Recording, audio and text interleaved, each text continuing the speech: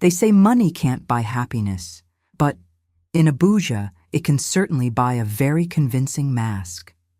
My name is Lilian, and to the world, I had it all. The real estate empire, the G-Wagon, the Mercedes-Benz, and a handsome husband named Desmond. But Des wasn't a partner. He was a parasite. While I was closing multi-million naira deals, he was busy maxing out my supplementary cards to buy designer bags, clothes for girls who weren't me. He thought he was a player. Well, he didn't realize I owned the stadium. Abuja people. Today, we are telling the story of a very rich, very beautiful, smart wife who decided to stop playing nice. We're talking about a lazy husband, a cheat, and a womanizer who thought he was eating for free. Lilian knew way ahead of time, and she didn't just get mad, she just liquidated his entire existence. Before we get into the main gist of this story, hit that subscribe button and turn on notifications. You don't want to miss how this boss lady handled business. You see, you don't build a fortune by being naive. I wasn't a jealous wife. I was an observant CEO.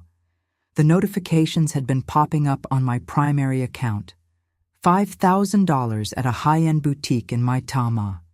Desmond hasn't bought me a gift in 3 years. $10,000 on a weekend trip to a Lagos resort? He said he was at a business conference. He thought his supplementary card was his magic wand.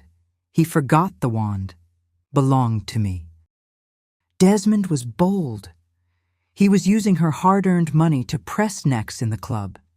He even took her funds to buy a secret property in his name, thinking he was securing his freedom. He thought he was playing 4D chess, but he forgot that Lilian was the one who signed the checks for the board. To finish him properly, Lilian set the ultimate trap. She introduced him to Sarah, a woman she hired to play the role of a billionaire's daughter. Desmond's greed went into overdrive. He was so busy trying to toast Sarah and impress her with Lilian's wealth that he became completely blind. While he was out buying champagne for his new catch, Lilian was at home with her lawyers, turning his secret property back into her own asset, using the paper trail he was too lazy to hide. Then came the reset.